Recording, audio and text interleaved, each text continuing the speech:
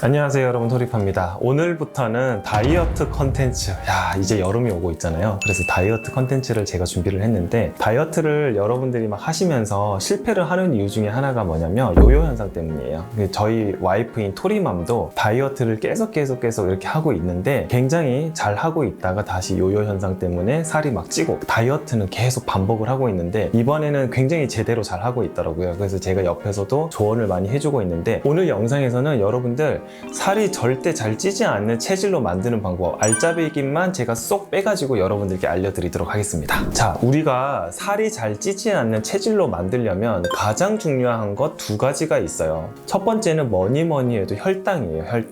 혈당은 피에 있는 당 수치를 검사를 하는 게 혈당이잖아요. 우리가 피에 당 성분이 많게 되면 혈당이 높다라고 표현을 하는데, 혈당이 높아지면 인슐린이라고 호르몬이 나옵니다. 그런데 이 인슐린이라고 호르몬이 혈당을 낮춰주는데, 계속 우리 몸이 혈당이 높은 상태가 자주 일어나게 되면은 인슐린이 일을 잘 못하게 돼요. 이게 무슨 말이냐면, 아름다운 풍경들이 있잖아요. 가끔씩 보면 되게 좋잖아요. 근데 그거 맨날 봐봐요.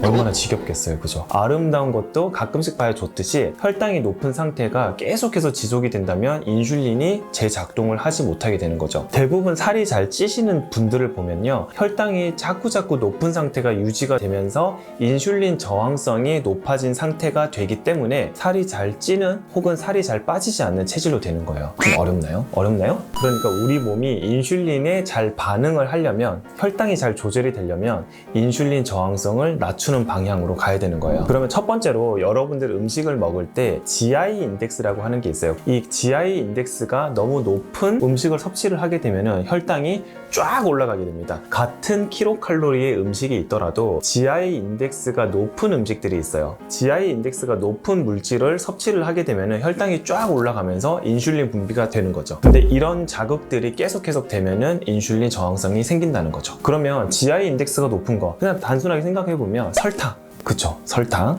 혹은 액상과당이 많이 첨부된 그런 음식들 있잖아요. 그런 것들이 대부분 GI 인덱스가 높은데, 여기 표를 보시면 GI 인덱스가 높은 음식들이 쭉 나열되어 있는데, 감자도 GI 인덱스가 높아요, 그죠? 그래서 같은 킬로칼로리라도 GI 인덱스가 낮은 음식을 섭취를 해야 여러분들이 혈당 조절이 훨씬 더 용이하게 된다. 자, 그리고 두 번째는, 여러분들이 과식을 하시면 안 돼요. 과식을 하시면 음식이 많이 섭취되면서 혈당이 쫙 올라가게 되는 거죠. 당연한 거예요. 이거는 과식을 하면 할수록 우리가 혈당이 많이 높아지기 때문에 인슐린 저항성이 생길 수가 있는 거예요. 그리고 세 번째로는, 빠른 시간 내에 음식을 섭취를 하면 어떻게 될까요?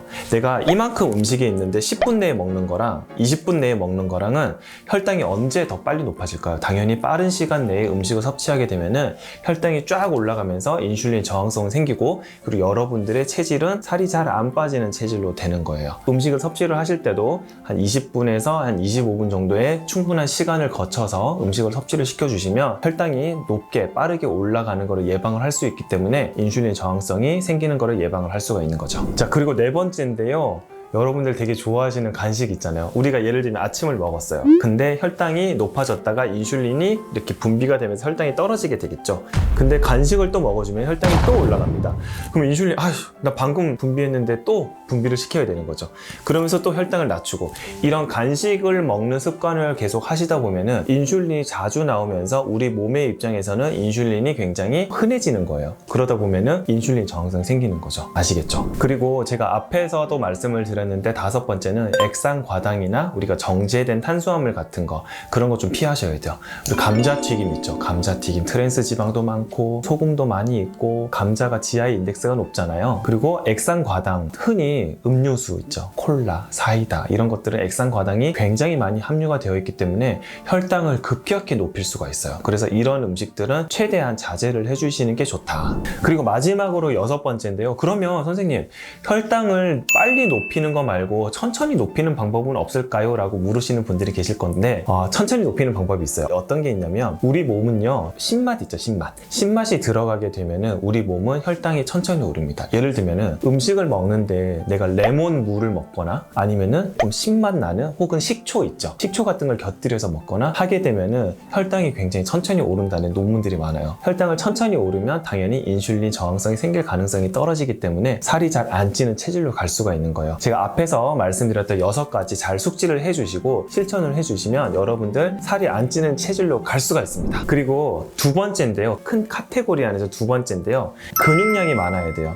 처음에는 여러분들이 내가 이제 체질을 개선을 할 거야, 체질을 바꿀 거야 했으면 앞에 말씀드렸던 6가지 정도는 꼭 지켜주시고, 그리고 그거를 잘 유지를 해야 되는 거예요. 내가 만약에 식단 관리를 통해서 살을 많이 뺐어요. 그러면은 그걸 잘 유지를 해야 되는데, 당연하겠지만 근육량이 많아야 돼요. 근육 사이사이에는 혈관들이 다 있습니다. 근육량이 많아지면은 혈관에서 영양분을 땡기기 때문에 혈당을 가지고 옵니다. 근육량이 많으신 분들은 같은 운동을 해도 혈당을 훨씬 더 빨리 낮출 수가 있기 때문에 훨씬 더 살이 안 찌는 체질로 갈 수가 있는 이제 유리한 그런 상황에 있는 거라서, 식단으로 처음에 이제 살을 빼신 다음에는 나중에는 근육량을 늘리셔서 살이 안 찌는 체질로 확고하게 이렇게 자리를 빵 잡으셔야 되고, 근육량이 많아지면은 그런 요요 현상을 예방을 할 수가 있는 거예요. 오늘 영상 혹시 이해가 잘 안 되시나요? 좀 어렵게 설명했나?